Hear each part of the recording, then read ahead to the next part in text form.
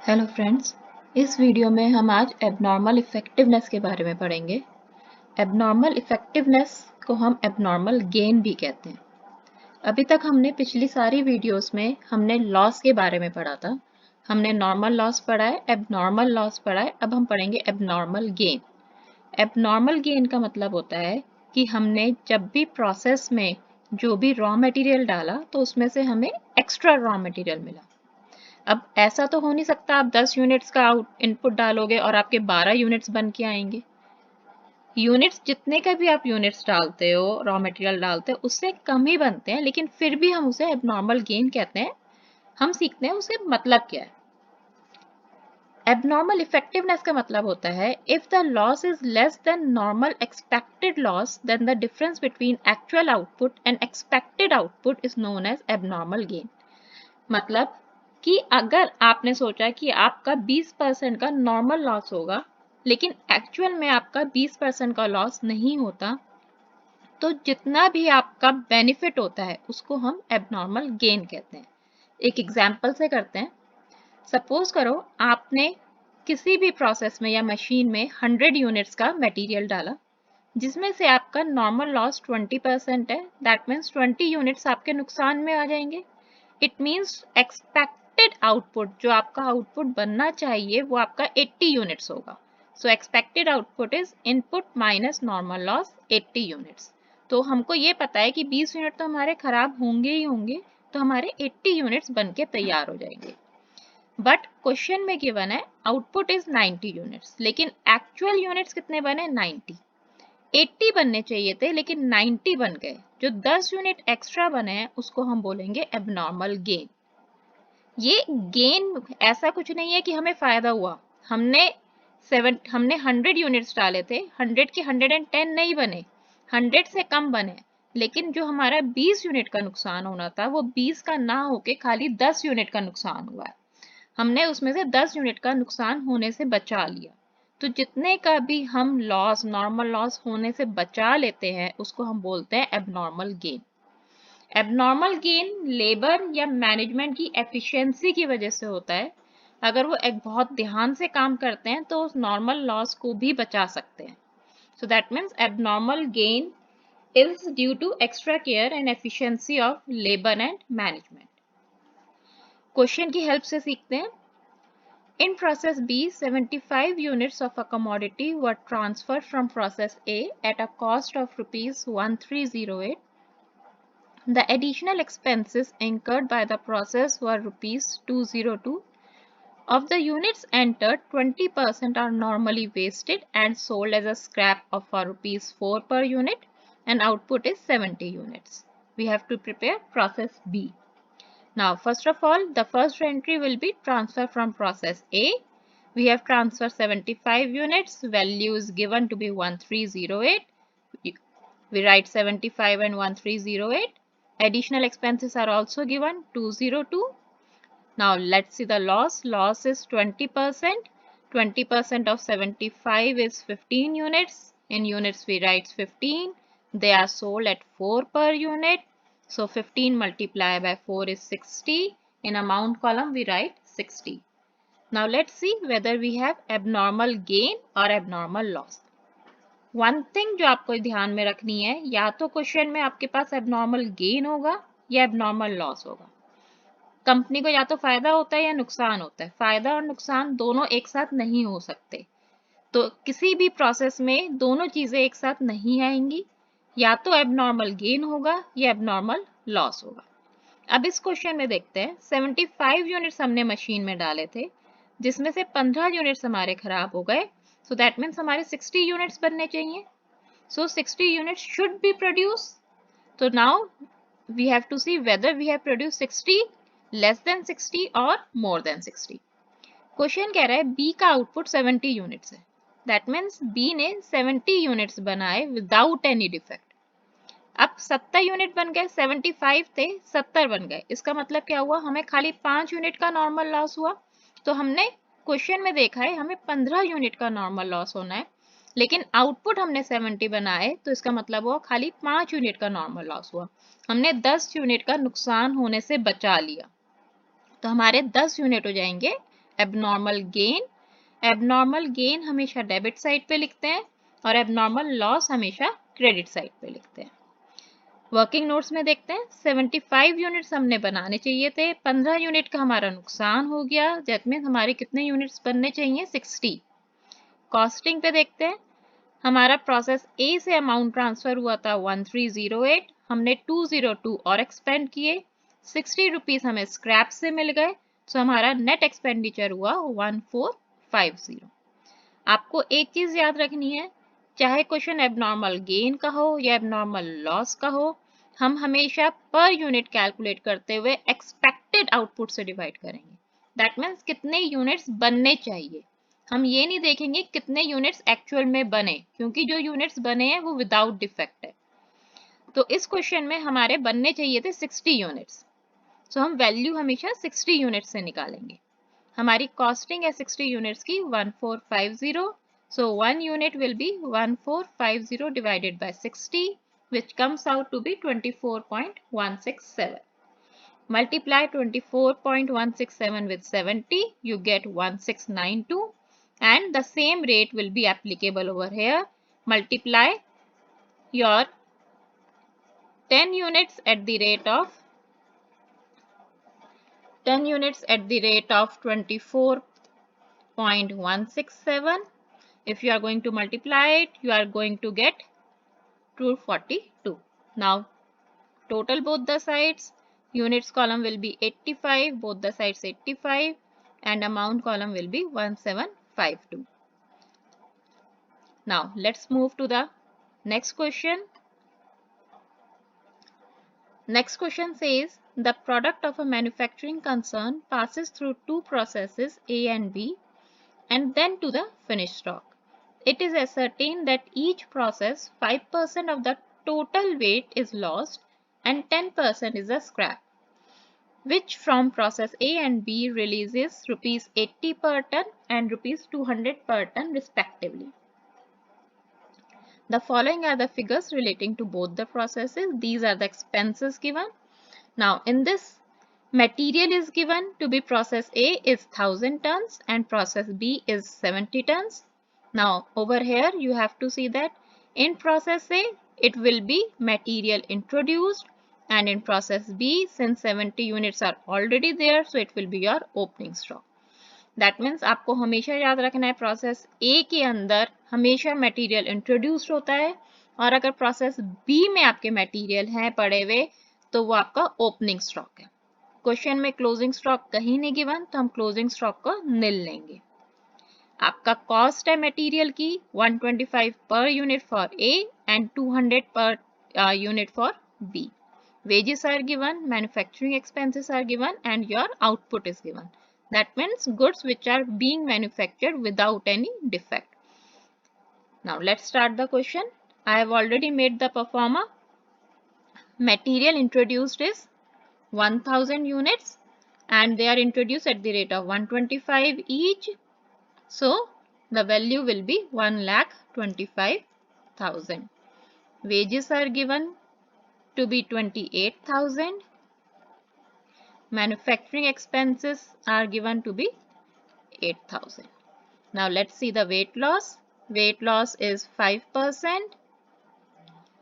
Weight loss is given to be 5%. So 1000 units were entered at the rate of 5%. हमारे units आएंगे 50 units का weight loss हो गया। Weight loss का कुछ अमाउंट नहीं होता, हमने पिछली वीडियोस में सीखा है। स्क्रैप आपको गिवन है 10%, so 1000 at the rate of 10%, so it comes to be 100 units. Value is given, it's sold at 80 per ton, so at the rate of 80 per ton, if you are going to multiply 80 by 100, it's 8,000. Now let's see whether we are having abnormal gain, abnormal loss. हमने 1000 units machine में डाले थे, जिसमें से 50 units आपके loss हो गए, weight loss. 100 units का आपको स्क्रैप हो गया तो आपके कितने यूनिट्स बनने चाहिए? आपके 850 units should be manufactured. So 850 units should be manufactured. अब क्वेश्चन में देखते हैं. क्वेश्चन कह रहा है कि आपके 830 यूनिट्स बने हैं. दैट मीन्स 830 यूनिट्स में डिफेक्ट नहीं है. आपने 850 यूनिट्स आपके बनने चाहिए थे लेकिन आपके 830 ही बने हैं. तो दैट मीन्स आपको 20 यूनिट्स का एबनॉर्मल लॉस हो गया. Abnormal loss means defective units बने हैं. तो 20 का आपका एबनॉर्मल लॉस है और आपने ट्रांसफर कितने करे? 830 यूनिट्स जिनमें कोई नुकसान नहीं था, कोई डिफेक्ट नहीं था. इनकी वैल्यू निकालते हैं. हमने टोटल 1,25,000 रुपीज खर्च करे हैं.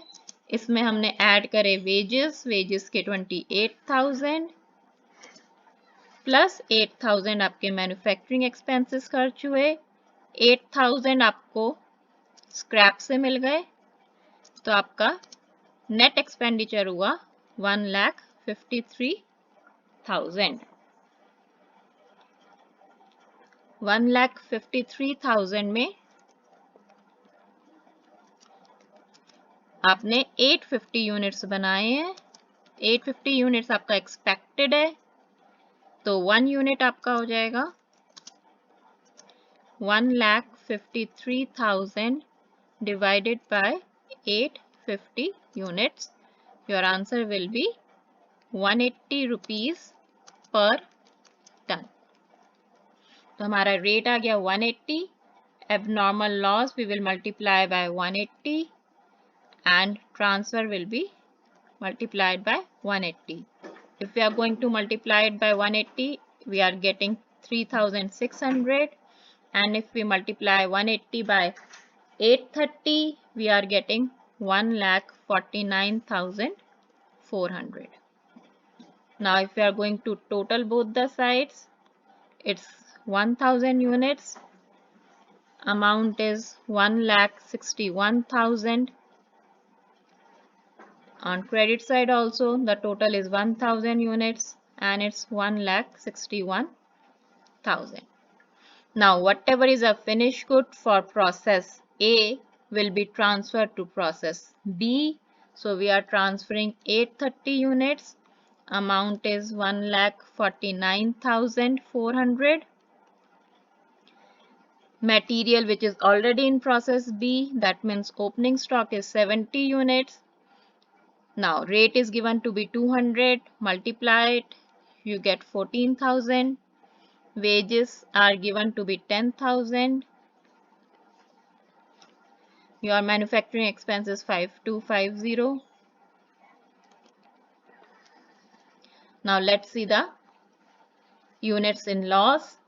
Now 830 units we transfer from process A, 70 units were still there, so my total inputs are 900 units. So weight loss will be calculated at the rate of 5%. So 900 into 5% is 45 units. Value will be nil. 900 into 10% is 90 units. Rate is given to be 200. Rate is given 200 per ton. So we will multiply by 200. It comes to be 18,000. Now finished goods is given to be 780 units. Now let's see whether we have abnormal gain or abnormal loss. 900 units were there in the machine B, out of which 45 was weight loss. Your 90 was your scrap loss. So your net goods that are to be manufactured is 765.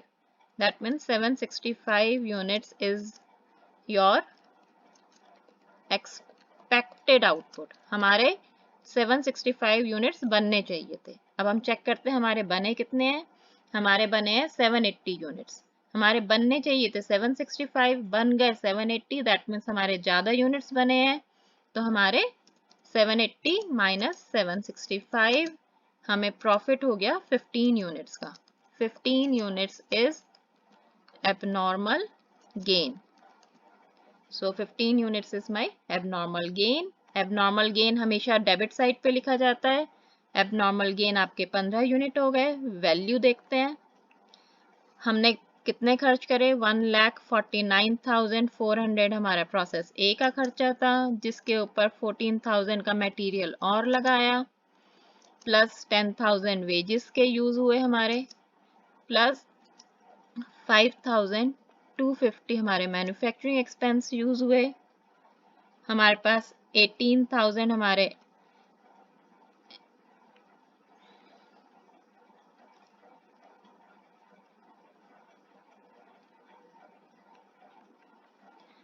18,000 यहाँ से आए हैं, तो 18,000 हम इसमें से minus कर देंगे, तो हमारा नेट रिजल्ट आपका आ जाएगा 1,60,650। तो आपके नेट एक्सपेंडिचर हुआ है ₹1,60,650 for producing 765 units. Always remember, we have to take expected units. We will never take actual units. So 1 unit will be equals to 1,60,650 divided by 765. So your answer will be 210 rupees per ton. So multiply finished good by 210 and your abnormal gain also by 210. If you multiply abnormal gain 210 multiply by multiply by 15, it comes to be 3,150. If we multiply 210 by 780, it comes to be 1,63,800. Now let's total both the sides. Debit side total is 915 tons. Amount is 1,81,800, and over here also it's 915 units and value is 1,81,800. Hope question समझ आया होगा। बस abnormal gain and abnormal loss में calculate करते हुए आपको जब भी पर यूनिट निकालना है तो आपको एक्सपेक्टेड आउटपुट से डिवाइड करना है। एक्सपेक्टेड आउटपुट कहते हैं जितने भी यूनिट्स आपने प्रोसेस में डाले हैं और जितना भी आपका लॉस हुआ है, normal loss can be weight loss और स्क्रैप, आप दोनों को माइनस करोगे तो आपका एक्सपेक्टेड आउटपुट आएगा। होप आपको समझ आया होगा। फर्दर प्रैक्टिस के लिए you can refer the book introduction to cost accounting by doctor R.K. Gupta and doctor Himani Gupta.